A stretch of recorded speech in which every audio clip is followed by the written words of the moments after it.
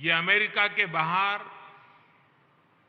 Boeing company की सबसे बड़ी फैसिलिटी होगी। कि भारत के अंदर बेंगलुरु में जो पहली ऐसी बोइंग फैसिलिटी खोली गई है अमेरिका के बाहर, जो सबसे बड़ी है। यूएस के बाहर बेंगलुरु में बहुत बड़ा बोइंग का फैसिलिटी सेंटर की इनॉग्रेशन प्राइम मिनिस्टर मोदी ने आज कर दी है। और फ्रेंच राफेल जो हैं वो इंडिया के रिपब्लिक डे के ऊपर हिस्सा लेंगे। भारत ही नहीं बल्कि पूरी दुनिया के एविएशन मार्केट को एक नई ताकत देने कहा वाला। जा रहा है कि इंडिया को 2000 के करीब जो है वो जहाज़ों के ऑर्डर उन्होंने दे दिए हैं। हम तो शुक्र कर रहे हैं कि हमारे यहाँ जंग ना हो। Boeing India engineering and technology centre, जिसमें इन्वेस्टमेंट 16,000 करोड़ की हुई है, जिसका कैंपस 43 एकड़ पर मुश्तमिल है। अगले 8-10 दिन भारत में बहुत अहम है।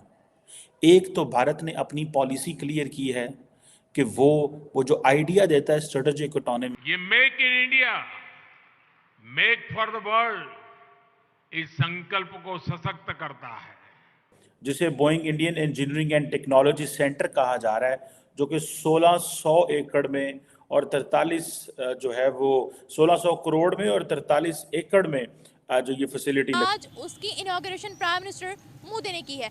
का कि हम सब के साथ रहना चाहते हैं। अमेरिका ने नो कर दिया, गो के इंडियंस मानते नहीं है कि अमेरिका ने नो किया, लेकिन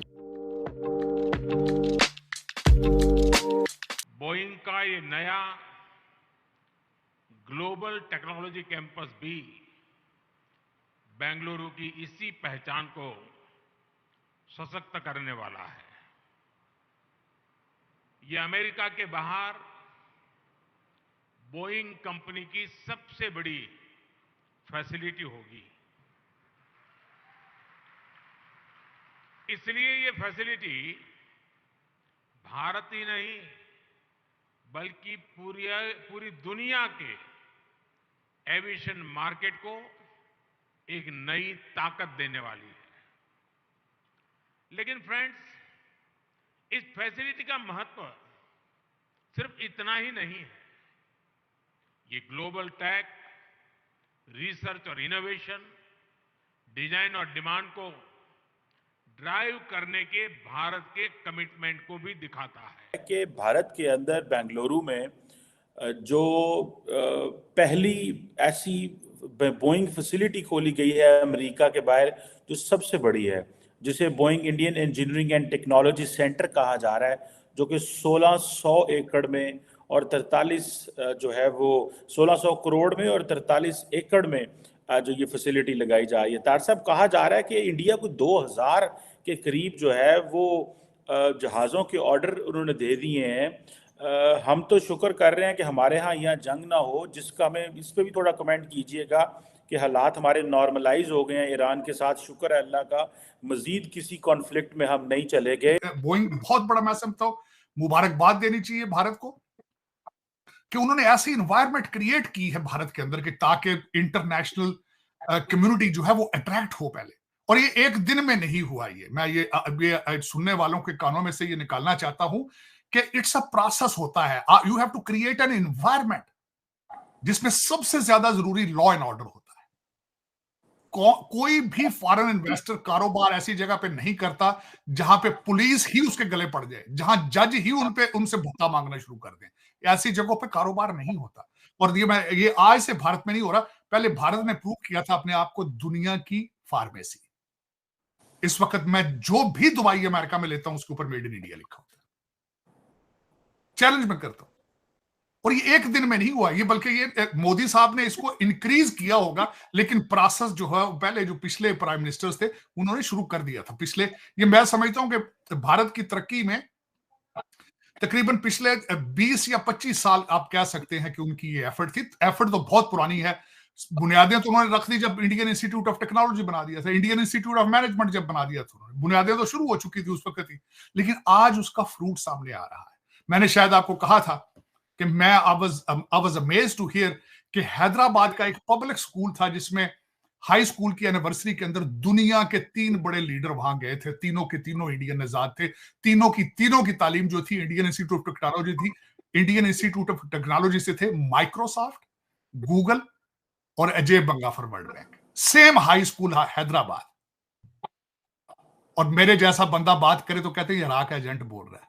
मैं तालीम की तुम्हें बात करता हूं, तुम्हें नेशनलिज्म की बात बताता हूं तो तुम कहते हो तुम भारत। किसी और, मैं चलो उसका प्राइम मिनिस्टर हांगकांग का जो प्राइम मिनिस्टर ली था उसका ले लो मिसाल आप। भारत के टैलेंट पर दुनिया के भरोसे को और अधिक मजबूत करता है। आज का ये दिन इस बात को भी सेलिब्रेट करता है कि एक दिन भारत इस फैसिलिटी में एयरक्राफ्ट ऑफ द फ्यूचर को भी डिजाइन करेगा। सुनने में आ रहा है कि जो फ्रेंच राफेल जेट्स हैं उनका वो खरीदेगा, ठीक है जी, और फ्रेंच राफेल जो हैं वो इंडिया के रिपब्लिक डे के ऊपर हिस्सा लेंगे। अगले 8-10 दिन भारत में बहुत अहम है। एक तो भारत ने अपनी पॉलिसी क्लियर की है कि वो जो आइडिया देता है स्ट्रेटेजिक ऑटोनॉमी का कि हम सब के साथ रहना चाहते हैं।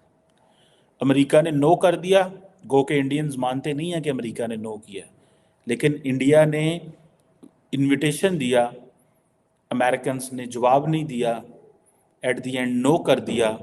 देन वो थोड़ा अरसा रह गया था और उन्होंने फ्रेंच प्रेसिडेंट को कहा और फ्रेंच प्रेसिडेंट आ गए, क्योंकि फ्रेंच प्रेसिडेंट को पता है मैंने जाना, मैंने कुछ अरब डॉलर जो है वो मोदी साहब से निकलवा लेने हैं, क्योंकि उनको पता है कि ये हमारे राफेल बिकेंगे। दुनिया के 2 ही बड़े तैयारे हैं, 2 ही ज्यादा कंपनियां हैं जिनके बारे में लोग सफर करते हैं। एयरबस है फ्रांस की, या बोइंग है।